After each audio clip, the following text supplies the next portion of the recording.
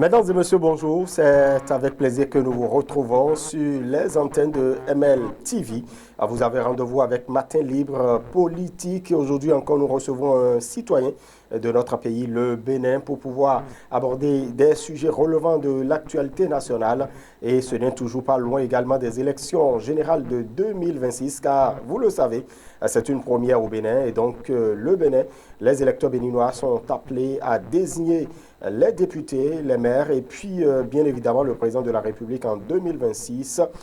Mais avant d'aborder donc ce gros sujet, nous allons pouvoir évoquer quelques sujets relevant de l'actualité, comme je le disais, avec Jean-Baptiste Ronquet, celui-là qu'on ne présente plus, qui a peut-être disparu pour certains du paysage politique, qui a fait son retour. Et en tout cas, il nous parlera de son positionnement. Il opinera sur quelques sujets que nous avons retenus pour pouvoir être débattus à la faveur de Matin Libre Politique. Merci de vous installer confortablement. Jean-Baptiste Ronquet, bonjour. Bonjour, cher Romuald. Merci pour la disponibilité. Merci aussi à vous pour votre invitation. Très bien. Vous restez acteur politique? Absolument. Voilà. C'est vrai que Jean-Baptiste Ronquet, on le connaissait avec Bénin en route, et puis après, la mieux a été fait, vous vous êtes retrouvé dans la majorité présidentielle, et puis après, vous avez disparu, plus rien. Jean-Baptiste Ronquet, comment vous vous positionnez aujourd'hui sur l'échiquier dans le paysage politique béninois? Et pourtant, je n'ai pas disparu. Je n'ai pas disparu pour autant. Et c'est vrai, je ne me suis pas retrouvé dans la majorité présidentielle. J'ai fait la majorité présidentielle parce que c'est celui qui est ailleurs qui peut se retrouver dans quelque chose. Moi, j'étais dedans. On a fait la majorité présidentielle. Aujourd'hui, j'ai rompu les amarres parce que le destin et la nature m'en ont contraint. J'ai rompu les amarres et je suis libre de mes pensées. Et je mène la politique telle que je la conçois, telle que je la pense, telle que j'ai toujours parlé à la population aujourd'hui. Qu'est-ce qui a fait que vous avez rompu les amarres? Vous avez quitté les rangs de la majorité présidentielle? Non, je ne voudrais pas ressasser tout ça là. Vous savez que sur notre plateau, Matin des politiques, on se doit de dire très clairement à nos internautes ce qui s'est réellement passé, mais même si vous n'avez pas envie d'aller dans les détails, mais qu'est-ce qui s'est passé réellement? On se pose cette question et vous ne pouvez pas être sur le plateau et ne pas répondre à cette question, Jean-Baptiste. Il est arrivé un moment où je me retrouve plus dans la vision tracée, je ne me retrouve plus dans ce qui se fait et j'ai décidé de partir. J'ai décidé de partir parce que on ne m'a pas soudé dans un parti. N'oubliez pas que je suis allé, j'avais été président d'un parti politique régulièrement enregistré avant l'avènement de la rupture. Ensuite, nous avions créé à l'occasion de la magistrature du président Talon, nous avons créé la plus grande coalition qui avait existé dans le temps. Vous voulez parler la coalition Bénin en route, qui a fait son chemin, qui a conquis tout le Bénin. Ensuite, on était appelé pour faire des grands regroupements. Nous avions accepté, nous avons fait. Mais entre ce qui est parlé et ce qui est vécu, nous avions estimé qu'il y a des fossés. Et comme... Est-ce que c'était les intérêts qui n'étaient pas préservés? Est-ce que, comme je ne peux pas tricher avec ma conscience et baisser la tête devant mes partisans, j'ai préféré sortir pour mieux m'organiser. Apparemment, vous êtes le seul à sortir quand on prend la coalition Bénin en route. Il y a d'autres qui sont partis? Il y a beaucoup. Bon, certains n'étaient pas visibles. Certains n'étaient pas visibles. Oui. C'est parce que moi, j'ai été le président que vous m'avez connu. Il y a beaucoup d'éléments assez forts qui n'étaient pas visibles, qui sont sortis aussi. Beaucoup sont sortis de cette de ces grands regroupements-là. Et aujourd'hui, nous nous sommes retrouvés pour proposer une nouvelle offre à ce peuple béninois. Très bien. Le Parti populaire panafricain.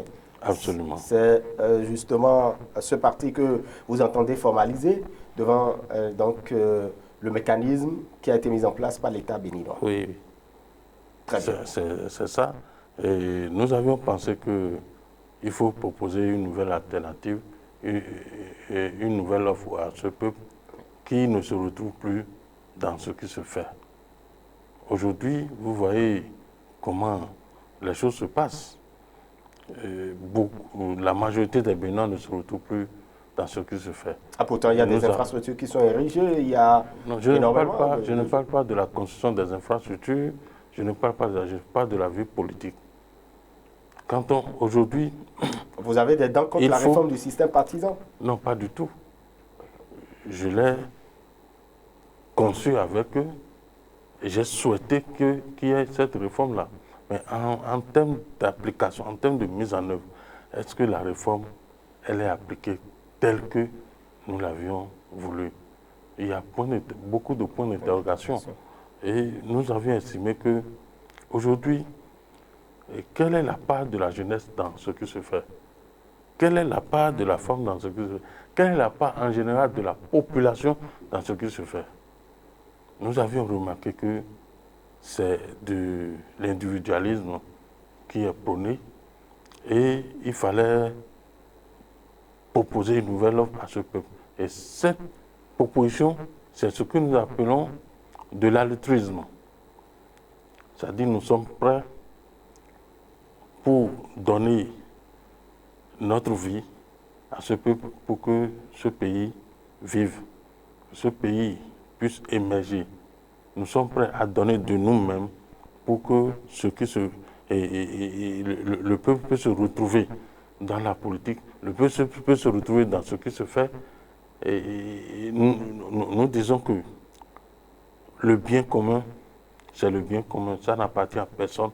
Il faut en distribuer pour que tout le peuple soit satisfait afin que chacun de nous puissions nous sentir béninois et fiers de l'être. Très bien. Et vous n'êtes pas de la mouvance, vous le dites. Est-ce que vous êtes de l'opposition? C'est vrai que vous prônez l'altruisme, mais qu'est-ce que c'est fondamentalement? Jean-Baptiste Rouquet est dans l'opposition? C'est ça que j'ai expliqué. J'ai dit, nous ne sommes ni critiques de l'opposition, ni critiques de la mouvance. Vous êtes où? Nous sommes une nouvelle proposition, une alternative crédible qui regroupe et les jeunes, et les femmes, et les personnes du troisième âge, et tous ceux-là qui ont, à un moment donné, se disent, nous ne voulons plus faire de surplace. Donc nous avions capté tout ce monde-là pour créer ce parti populaire qu'on appelle, c'est-à-dire le parti populaire, c'est-à-dire le parti qui vient du peuple. C'est le peuple, c'est le désir du peuple. Et nous avions mis du panafricanisme parce qu'aujourd'hui, nous estimons que aucune nation ne peut vivre en autarcie. Il faut s'ouvrir au peuple parce qu'à un moment donné, nous avons des combats communs. Il faut rester dans ces combats communs-là pour que chaque nation se donne, les nations se donnent la main pour booster leur développement. Très bien. Quand vous n'êtes pas de la mouvance, quand vous n'êtes pas de l'opposition, très souvent on se retrouve au centre. Et nous ne voulons pas nous identifier comme des centristes. Nous sommes l'alternative crédible de 2026. Et donc, vous participez aux élections? Nous irons aux élections normalement. Après les formalités? Après les formalités.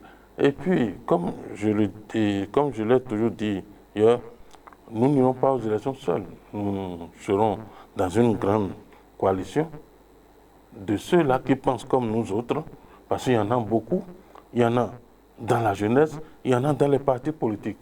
Nous allons mutualiser nos forces pour faire cette proposition alternative au peuple béninois. Vous savez que la réforme du système partisan aujourd'hui veut que les partis soient au cœur de l'animation de la vie politique. Comment faire? Puisque quand vous parlez de coalition, ce n'est pas admis. Non, quand on parle de coalition, chacun ne vient pas avec son ego et son logo. On vient dans un creuset. La preuve est que le Bloc républicain, c'est une coalition de beaucoup de partis qui a pris l'habit, le nom Bloc républicain. L'UPS, c'est la coalition, c'est l'amener de beaucoup de partis politiques. Donc c'est la même chose, dans la même veine. Seulement, nous avions estimé que depuis 1990, ceux qui nous dirigent, qu'ils soient de la mouvance ou de l'opposition, c'est deux branches du même arbre. Et que les guéguerres que nous avions connus, que nous connaissons, que nous, la nouvelle génération, l'alternative, la nouvelle offre, nous voulons rompre avec ça pour vraiment penser au développement, pour véritablement donner la chance à la population béninoise de se sentir fier d'être béninois, de se sentir aimé, de se sentir avoir un toit, de se sentir manger au moins 3 repas par jour, de se sentir en sécurité. On pourra dire que c'est tout ce que tous les politiciens disent. Et vous ne verrez pas beaucoup de politiciens dire ça. Nous disons, et c'est pourquoi nous parlons de l'altruisme. Quel est le politicien qui vous a déjà parlé que sa philosophie c'est de l'altruisme? Chacun vient pour ses intérêts propres. Mais nous nous sommes mis au-dessus de nos intérêts et nous pensons que si Dieu nous a donné la chance de naître dans un pays et de participer à la vie politique de ce pays, il faut donner le maximum. Parce que vous aurez bien, disons, pris toute la richesse du pays, mais vous n'apporterez à nulle part. Très bien. Est-ce qu'il est possible que Jean-Baptiste Ronga se retrouve peut-être de l'autre côté d'un parti de l'opposition pour aller aux élections? Nous sommes en politique. Oui. Nous sommes en politique. Et nous avions dit dans notre document que nous sommes prêts à faire des alliances avec des partis qui ont certaines visions communes avec nous. Nous pouvons aller en alliance, en partenariat politique pour conquérir le pouvoir. Et donc, que ce soit la mouvance ou l'opposition, vous pouvez nouer ce partenariat. Nous allons nouer des partenariats pour conquérir le pouvoir. Mais nous estimons que lorsque nous allons commencer à parler à ce peuple, et le peuple, les 62% de ce peuple qui n'étaient pas aux élections de 2023 se retourneront avec nous pour qu'on n'ait pas besoin d'une coalition de quoi que ce soit. Parce que nous voulons être francs, directs et véridiques. Très bien. Il y a, quand vous parlez des élections de 2023, vous voulez parler donc des législatives. Il y a les législatives, il y a les municipales. Exactement. Très bien. Nous participerons à toutes ces élections. Voilà. Jean-Baptiste Ronga, déjà par rapport aux élections générales de 2026, est-ce qu'il y a des choses à améliorer pour véritablement pour que ces élections soient abordées avec une grande sécurité, une grande voilà, un grand confort? Non, j'ai toujours dénoncé le code qui a été voté. Pourquoi vous dénoncez le code? C'est un code qui a été voté, c'est un code de vengeance qui a été voté parce qu'on veut se venger du fait que la modification de la Constitution n'a pu aboutir. On a fait le code. Pas du tout, c'est pour renforcer les partis politiques. C'est pour rendre fort les partis politiques. C'est faux. Ce n'est pas pour rendre fort un parti politique. Vous avez vu, depuis les indépendances, oui, dans quel pays que ce soit, à part les pays où c'est du parti unique, où on fait les élections, le peuple ne participe pas, mais on a des résultats 99,99%. Le peuple ne participe pas. Le peuple ne va pas voter. D'accord? Donc, nous pensons que une élection où, depuis que nous avons connu la démocratie en 1990, aucun parti politique, même aucun leader, y compris le général Mathieu Kérékou à son âme, n'a eu à avoir 20% dans toutes les circonscriptions, pendant qu'il était encore au sommet de sa gloire. Le président Patrice Talon, en venant au pouvoir en 2016, n'a jamais eu 20% dans toutes les circonscriptions électorales. Et les élections qu'on a organisées en 2019, 2020, les résultats sont là. Si on doit se dire la vérité, si les résultats intrinsèques, on peut lire les résultats intrinsèques, vous verrez qu'aucun parti n'a eu les 20%. Et donc, maintenant, on l'impose. Donc, le code s'impose à tout le monde. On l'impose, le code réalité. s'impose à tout le monde. Le code s'impose à tout le monde. Mais c'est un code chrysogène. Parce que ça va amener des troubles. Et je dis... Pourquoi vous prédisez ça? Non, ça va amener des troubles. Parce que, vous voyez, dans une élection où vous avez une majorité écrasante, et que vous gagnez normalement 60 députés, par exemple, que vous ratez les 20% dans une circonscription électorale, ça veut dire que vous perdez tout. Quel est le parti qui va accepter? Il y a l'accord de gouvernance qui peut être... À quel accord de gouvernance? Ceux qui font accord de gouvernance, qui pensent qu'ils peuvent avoir 20% dans toutes les circonscriptions, ils se leurrent. Ils se leurrent parce que les leaders charismatiques que nous avons connus ne sont plus là. Ceux qui sont là, c'est des gens qui s'agrippent, qui se greffent sur des leaders pour se faire élire chaque fois. Aujourd'hui, ces leaders ne sont pas là. Et les électeurs les connaissent. Ils ne pourront pas avoir les 10% dans toutes les circonscriptions électorales. Mieux, comme dirait l'autre, c'est-à-dire ça ne... Tout le monde sera touché. Et j'ai entendu un des députés dire que si aucun des partis n'avait ces 20%, les élections seront reprises. À quel frais? À quel frais? Ce qu'on peut éviter, pendant qu'il est encore temps, on peut l'éviter. Mais on n'a plus le temps de faire cette amélioration quand on sait que le chef de l'État, le chef de la majorité est très clair. Il ne voudrait pas qu'il y ait donc une révision du code électoral. C'est une question, selon lui, classée. Non, selon lui, c'est classé. Mais est-ce selon les mannes de nos ancêtres, selon celui qui dirige le pays spirituellement, est-ce que c'est classé? Point d'interrogation. Le chef d'État avait dit un jour que lui n'est pas Dieu, que ce qu'il dit, il peut changer à tout moment, parce qu'il n'est pas Dieu. Donc Dieu peut intervenir à tout moment.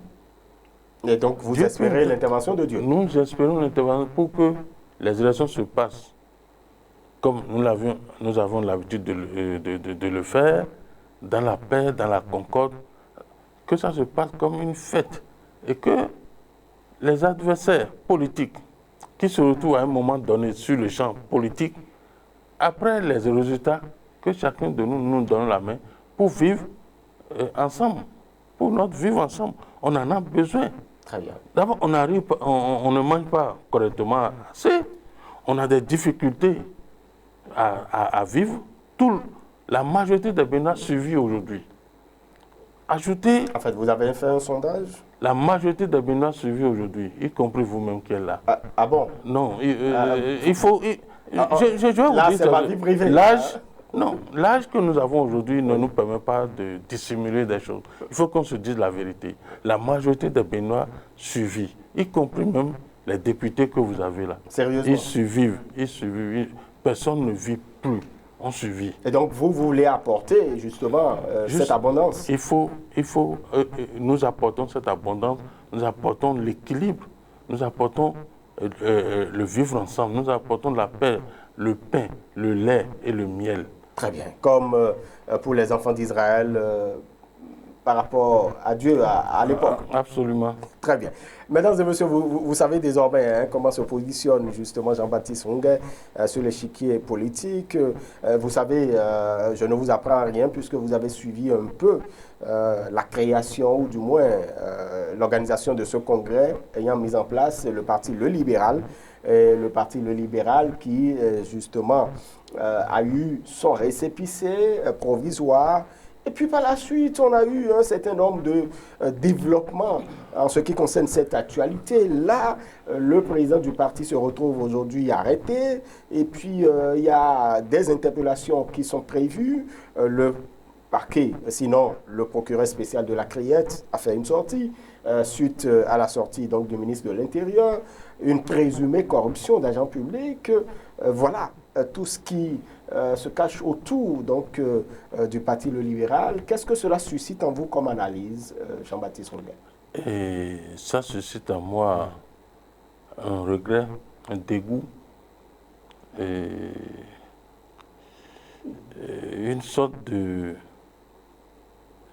gâchis. C'est comme un gâchis. Parce que à la création de ce parti, ce que j'ai vu à la télé, oui.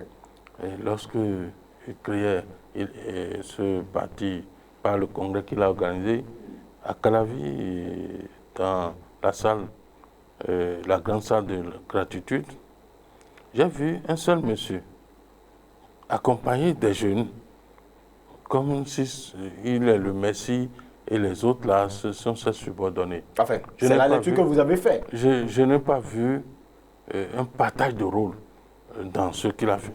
Dans ce qu'il a fait. Ça c'est le premier élément. Deuxième élément, il a commencé par aller trop vite en besogne.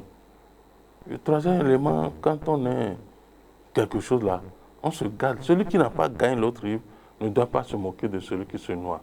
Nous avions dit que nous ne serons pas critiques de la mouvance parce que aujourd'hui, le chef de l'État fait beaucoup de choses au profit des Béninois. Nous l'apprécions. Aujourd'hui, l'opposition est animée. Le président Boni Yahi anime bien l'opposition, nous l'apprécions. Mais nous disons, nous, des deux là, nous apportons une nouvelle offre. Mais le monsieur, il a créé son parti. Or, pour avoir les pièces pour la création du parti, vous n'avez besoin, y compris les faux frais de 11 millions. Vous avez fait tout ça là. Qu'est-ce qui vous a piqué? En fait, quand vous parlez de faux frais, il s'agit de quoi? Non, les faux frais, parce que quand tu envoies les gens pour aller chercher les dossiers dans le Nord, le déplacement, manger, les frais d'hôtel, tout ça, ça fait ça, faux frais. Très bien. Il a besoin de 11 millions maximum. Tu as fait ça et attends pour prendre ton récépissé de droit. Maintenant, tu t'envoies encore, je ne sais pas, celui qui lui a dit, donne l'argent, on va te donner. Ce récépissé, c'est un droit constitutionnel. Il n'a pas besoin de donner même un copec à qui que ce soit avant d'avoir ce récépissé. Mais comme il est pressé, comme l'argent le rongeait, en fait, c'est l'analyse que vous faites. Non, comme ça, que l'argent le rongeait. Comme ça, le grattait. Il avait envie d'avoir vite ces documents. Non, d'avoir vite ces documents pour aller où? Pour faire quoi? Il peut avoir les documents la veille des élections. Il peut participer aux élections. C'est d'aller vite en besogne et de s'agiter inutilement. Malheureusement, ça ne l'a pas raté. Il est tombé dans les mailles de la justice. Je déplore son cas. Je déplore véritablement son cas. Et je dis, si j'ai un conseil à lui donner, c'est franchement de faire son mea culpa et de demander pardon. Pardon à la justice, pardon à la République. Parce que ce qu'il a fait, ce n'est pas bien. Certains ont demandé la dissolution du parti. Est-ce que vous êtes pour cette solution rigide? Le document en question n'est pas frauduleux. Le document en question, il est passé par toutes les procédures à entendre la déclaration du ministre. Donc, le document en question n'est pas frauduleux. Pourquoi dissoudre son parti? Mais s'il y a des dispositions de la loi qui disent, lorsque un chef de parti se rend coupable de telle ou telle infraction, que son parti sera dissous, place à la loi. Nul n'est au-dessus de la loi. Mais si ce n'est pas le cas, il est le président de ce parti, oui. Il y a les vice-présidents, il y a d'autres responsables qui peuvent tenir le parti. Donc moi, je ne trouve pas nécessaire la dissolution de son parti si la loi ne prévoit pas ça. Très bien. Et pour vous qui faites les formalités pour que vous ayez le récépissé définitif, le provisoire et le définitif, pour ce qui s'est passé, est-ce que cela suscite en vous quelques craintes? Quelle crainte? Moi, j'ai déjà eu de récépissé dans ma vie. J'étais président d'un parti politique régulièrement enregistré. Je n'ai pas soudoyé un agent. Ce n'est pas la même époque. Non, quelle que soit l'époque. Je dis, ce document, personne ne peut l'empêcher de donner à un citoyen s'il remplit les conditions. C'est la loi qui le dit. Très bien. Lorsque une autorité se met dans cette confusion, on peut porter plainte contre lui. Donc, aucune disposition ne demande à une autorité d'empêcher quelqu'un qui remplit les conditions d'avoir son récépissé. Et quels sont les enseignements à tirer quand même de cette situation? Non, cette situation, moi je n'ai aucun enseignement à tirer parce que le monsieur, il est tombé, il est rentré dans un pays et il est tombé bas, il est tombé, je ne sais même pas. Enfin, quand vous dites qu'il est rentré dans un pays, il est béninois. C'est-à-dire, il est tombé dans ses propres pièges, dans ses propres agitations. Et avec tout ce qu'il prononce lui-même, il s'est fait encagouler, de malédiction. On va pas dire c'est bon, non, pas du tout. Voilà. C'est difficile de dire la vérité dans ce pays. Il s'est fait encagouler de malédiction parce que quand vous prononcez des choses, alors que dans un passé récent, vous avez dit autre chose, vous vous liez les mains. Il paraît que c'est le quotidien des politiques. C'est le quotidien de certains politiques. Non, certains politiques. Vous allez, si vous m'avez suivi, parce que depuis Soleil FM, vous m'avez suivi, je n'ai jamais varié.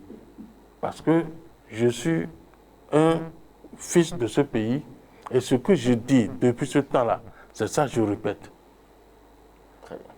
Alors, quand nous étions en 2016, j'avais demandé, pendant la campagne, que le chef de l'État, Patrice Talon, ferait en sorte que Porto-Novo deviendra une vraie capitale de Lomé. Et je me suis battu pour que cela soit. Bon, malheureusement, ce n'est pas le cas aujourd'hui. Ah ben, Porto-Novo a tout un autre visage. C'est le cas. On pourrait dire que c'est le cas. Vous voyez des rues, même dans lesquelles on ne pensait pas avoir. Donc, un petit pavé ou un goudron, ben, toutes les rues sont pavées, sont goudronnées. Non. Et là, vous n'êtes pas de Porto-Novo. Je n'ai pas dit que le chef de l'État n'a pas travaillé là.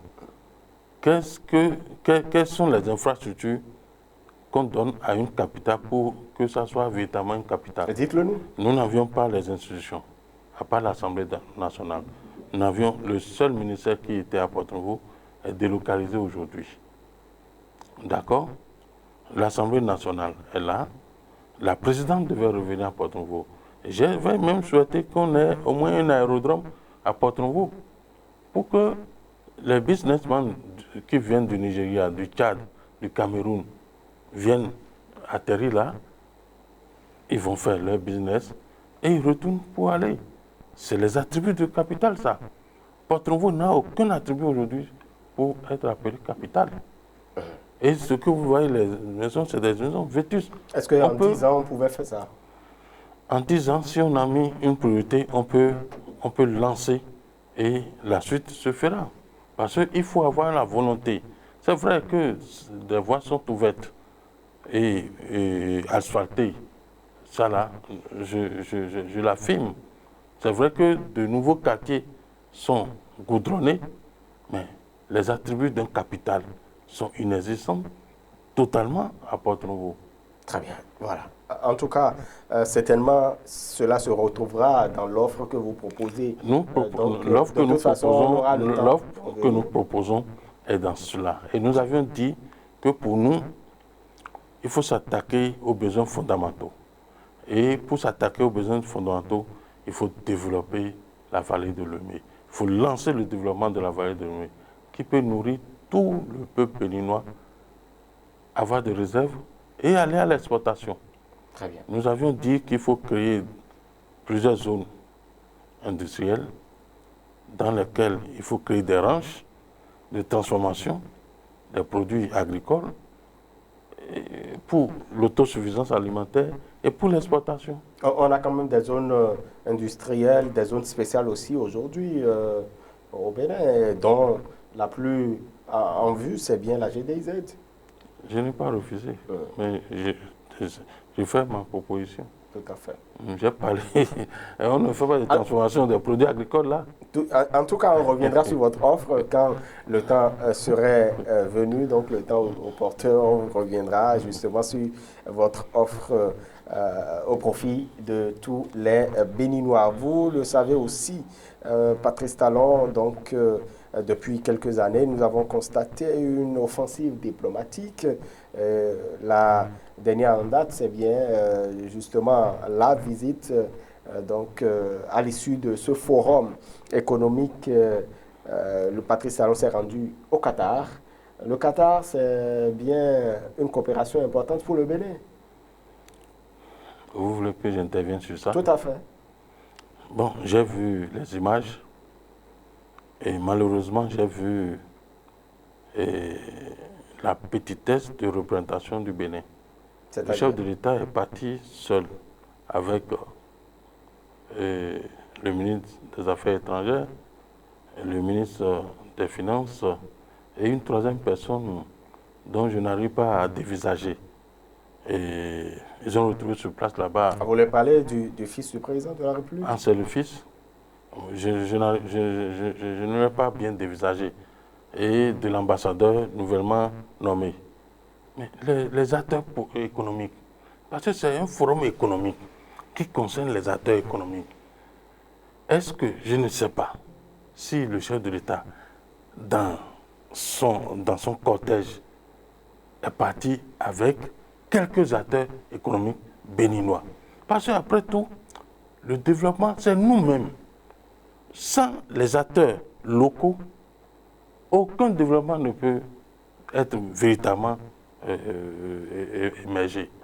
On ne peut pas consommer de l'extérieur et vouloir développer notre pays en excluant les entrepreneurs locaux, les hommes d'affaires locaux, les opérateurs locaux.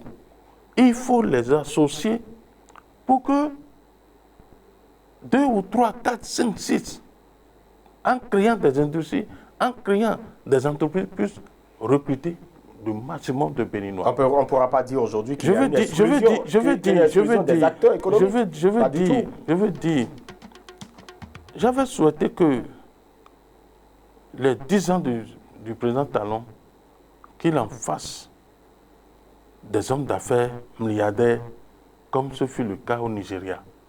Qu'ils choisissent chaque année 3 ou 4 hommes d'affaires, leur demandent quels sont leurs domaines d'activité. Voilà, nous vous soutenons. Nous vous soutenons. Et est-ce que pendant que vous étiez là, vous avez fait ces propositions? Nous avions toujours parlé de ça. Nous avions toujours parlé de ça. Parce que c'est impensable qu'un opérateur économique prenne le pouvoir et que autour de lui, le domaine dans lequel il a émergé, ce domaine-là, aujourd'hui, est sous boisseau, en quelque sorte.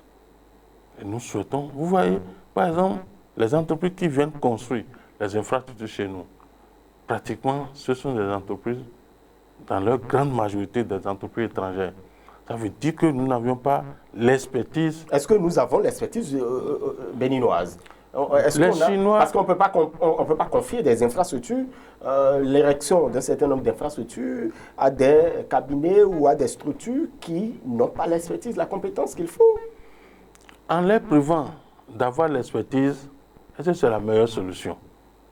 En privant ces sociétés, ces entreprises d'avoir l'expertise, mieux, ces entreprises dont vous parlez donnent de l'expertise à l'étranger.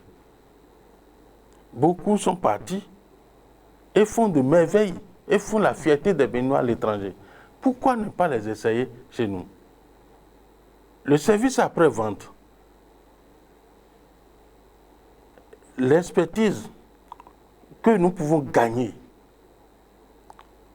qu'est-ce que nous pouvons gagner aujourd'hui lorsque, pour le gros projet, c'est rien que les étrangers qui prennent les travaux. Peut-être qu'ils donnent satisfaction. Les Béninois ne donnaient pas satisfaction. Les Béninois, moi, je compte sur le produit béninois d'abord. Les Béninois donnent mieux la satisfaction si on les met dans les conditions où on a mis les étrangers là. Très bien. Et si on revient alors à cette donc, visite du chef de l'État, à cette participation du Bénin. Je dis, c'est bien. Et c'est une bonne représentation. Le chef de l'État fait la merveille du pays. Mais à côté de ça, qu'il se fasse accompagner de nos hommes d'affaires pour que ces hommes d'affaires puissent prendre des choses là-bas et que les hommes d'affaires qataris puissent aussi venir ici prendre des choses. Très bien. En tout cas, c'est votre souhait. C'est mon souhait. Pour un Béninois en Landa, j'aurais souhaité que le minimum, c'est de partir avec quelques hommes d'affaires pour que on puisse avoir des échanges dans les expertises. Très bien. Le Qatar est spécialisé dans les infrastructures. Et si moi j'étais le chef de l'État, je partirais avec des entrepreneurs béninois. Je partirais avec des architectes béninois, des ingénieurs béninois, pour voir, pour apprécier comment ça se fait là-bas. Parce que nous avons besoin de construire sur de l'eau ici aussi. Nous avons besoin de technologies nouvelles. Peut-être qu'après ce forum, il y aura une délégation donc, du Qatar qui sera au Bénin pour pouvoir rencontrer les hommes d'affaires. Peut-être qu'on ne sait rien de l'agenda. C'est mon souhait aussi. Très bien. Voilà. Malheureusement, nous sommes au thème de nos discussions. Jean-Baptiste Nguyen, quel est votre mot de fin? D'abord, je voudrais féliciter Matin Libre TV. Je ne savais pas que c'est déjà fait. Je voudrais féliciter Chérifou et Riwan, c'est bien ça. Hein? Je voudrais le féliciter pour le travail que vous faites. Et sachez une chose, la nation vous le revaudra. Parce que sur les réseaux sociaux, le journal Matin Libre, c'est le journal, pour moi, le plus lu et le plus apprécié.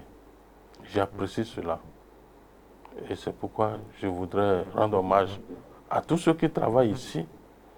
Je voudrais aussi dire au peuple béninois de garder espoir et que chacun, dans sa maison, dans son lieu de travail, prie sérieusement pour ce pays, pour que ce pays soit délivré, pour que ce que nous attendons, ce qui nous attend dans quelques semaines, dans quelques mois, puisse se passer sans difficulté et que, à l'issue de ça, que les Béninois puissent se donner la main pour commémorer le vivre ensemble.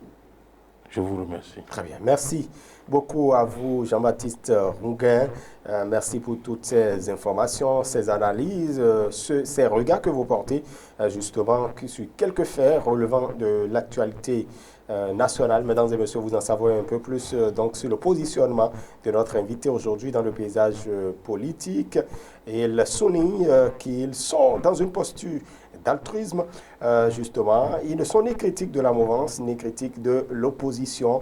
Et il compte justement avec son parti qui est en cours donc, de formalisation, conquérir le pouvoir d'État et les essais. En tout cas, nous nous donnons donc ce défi de pouvoir voir peut-être les actions, bien évidemment, à poser dans le futur pour que ces objectifs puissent être atteints. Mesdames et messieurs, merci de nous avoir suivis. Et donc, c'est la fin de ce numéro de votre émission Matin Libre Politique. Merci pour votre fidélité toujours renouvelée. Vous restez toujours donc abonné à nos différentes plateformes digitales. Si vous ne l'avez peut-être pas encore fait, c'est toujours mieux de vous abonner pour ne rien rater de nos contenus. À très bientôt pour un autre numéro.